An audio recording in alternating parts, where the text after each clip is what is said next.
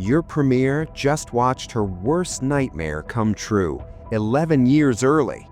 Last weekend, phones across Alberta flashed with an emergency grid alert.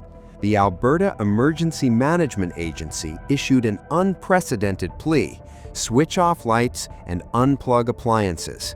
Rolling blackouts were imminent. Albertans were perilously close to freezing in the dark during negative 40 degrees Celsius temperatures. But here's the cruel irony. Just months earlier, Premier Danielle Smith launched a massive advertising campaign featuring stark white text on black backgrounds. No one wants to freeze in the dark. She was warning Albertans about a theoretical 2035 under federal clean electricity regulations. Her message? Ottawa's net zero rules would cause grid failures and rolling blackouts. Then it happened. In 2024, not 2035, 11 years before her predicted timeline. And it wasn't because of federal regulations or renewable energy mandates. It was because Alberta's current system, built on natural gas and coal, couldn't handle extreme cold when imports from Montana and British Columbia dropped and several gas plants failed to function. And in the next 7 minutes, you're going to discover how Premier Danielle Smith's warnings about future grid failures became reality under her own watch, how the perfect storm she described for 2035 arrived in 2024, with gas plants struggling, imports dropping, and demand spiking beyond system capacity, and why Smith, who spent months attacking federal clean power regulations, is now explaining why Alberta's fossil fuel grid nearly collapsed anyway. Because while Smith was busy making campaign ads about theoretical future blackouts, she ignored the vulnerabilities in Alberta's current system. And when winter hit with full force, those vulnerabilities nearly destroyed the grid she was supposed to protect. Let me take you back to fall 2024. Premier Danielle Smith is launching her biggest advertising campaign yet. Black billboards with stark white text flanking her at press conferences. No one wants to freeze in the dark. Don't let Ottawa turn off Alberta's lights. The message is clear. Federal clean electricity regulations targeting 2035 will destroy Alberta's grid. Renewable energy can't provide baseload power. Wind and solar don't work at night or when it's calm. Natural gas is reliable. Alberta needs to fight Ottawa's net zero mandates or face catastrophic rolling blackouts. Smith is riding high. She just won a leadership review with 91.5% of the vote. She's meeting with Trump at Mar-a-Lago. She's the only premier refusing to sign a joint statement coordinating response to Trump's tariff threats. She's positioning herself as the defender of Alberta's energy independence against federal overreach. Everything is under control.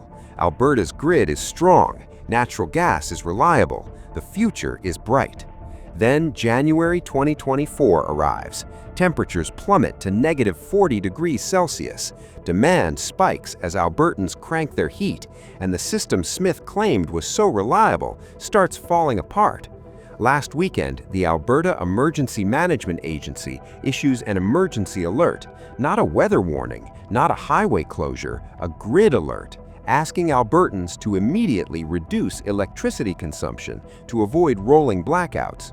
Switch off lights, unplug appliances, turn down thermostats during negative 40 degrees Celsius temperatures because the grid that Smith insisted was so strong to resist federal regulations couldn't handle a cold snap. So here's your dopamine gap.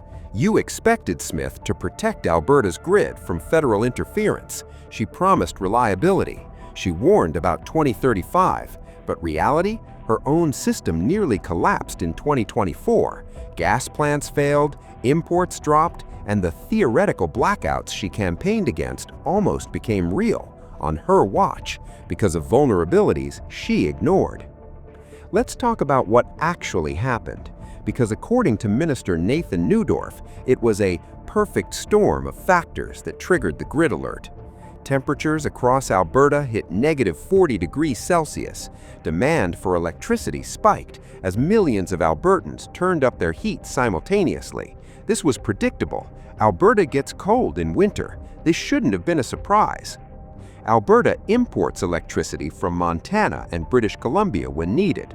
During this crisis, both sources dropped imports. Montana was experiencing its own cold snap. BC had its own grid issues. So when Alberta needed help most, the imports that normally provide backup disappeared. And here's the fascinating part. CBC's analysis notes that British Columbia both came through with some transmitted power in Alberta's time of need, but also contributed to that need with an earlier drop in what came over the lines. BC was simultaneously helping and hurting. Here's where Smith's reliable baseload narrative completely falls apart. According to Minister Neudorf, the struggles of a few mid-sized gas plants to function contributed to the crisis.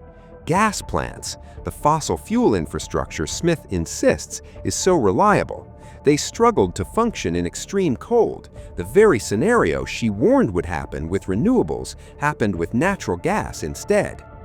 Minister Neudorf noted that several massive gas plants are coming online later this year to replace soon-to-be-eliminated and much dirtier coal-powered generators. The lack of this replacement capacity contributed to the crisis. Translation: Smith's government knew coal plants were retiring. They knew new capacity was needed, but the timeline didn't align. So when winter hit, Alberta didn't have enough generation online. Minister Neudorf also mentioned the lack of nighttime solar and wind generation as a contributing factor, and Smith's supporters immediately jumped on this. See, renewables failed, we told you. Except renewables only generate a fraction of Alberta's power. The grid alert happened because gas plants failed and imports dropped, not because wind turbines stopped spinning. So how did Premier Danielle Smith respond to her grid nearly collapsing? Did she take responsibility? Did she admit her campaign warnings were premature? Did she acknowledge Alberta's current system has serious vulnerabilities?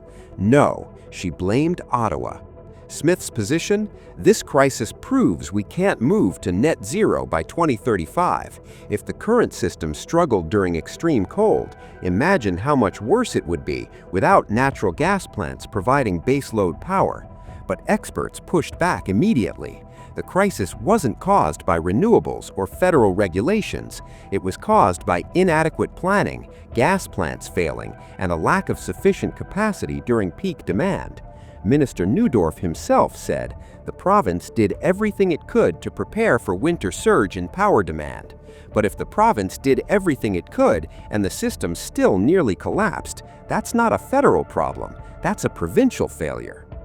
But the grid crisis isn't happening in isolation. Smith's government is facing multiple crises simultaneously, and they're all colliding at the worst possible time.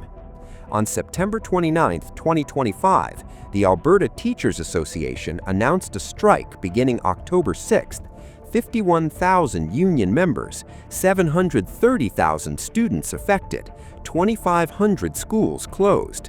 Smith's response? On October 29th, she invoked the notwithstanding clause with Bill 2, the Back to School Act, forcing teachers back to work. Teachers are now prohibited from striking until August 31, 2028.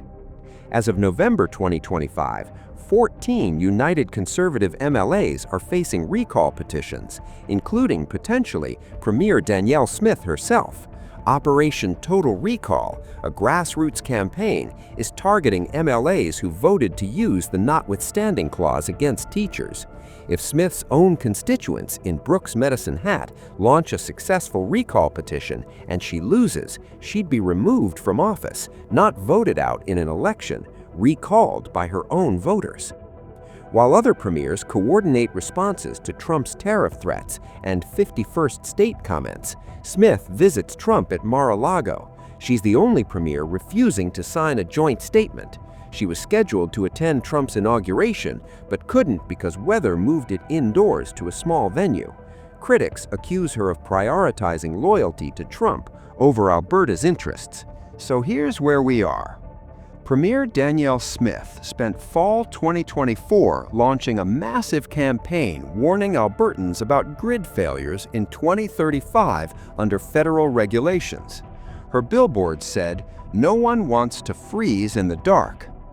Then, in January 2024, 11 years early, Albertans' phones flashed with emergency alerts begging them to reduce power consumption immediately or face rolling blackouts during negative 40 degrees centigrade temperatures.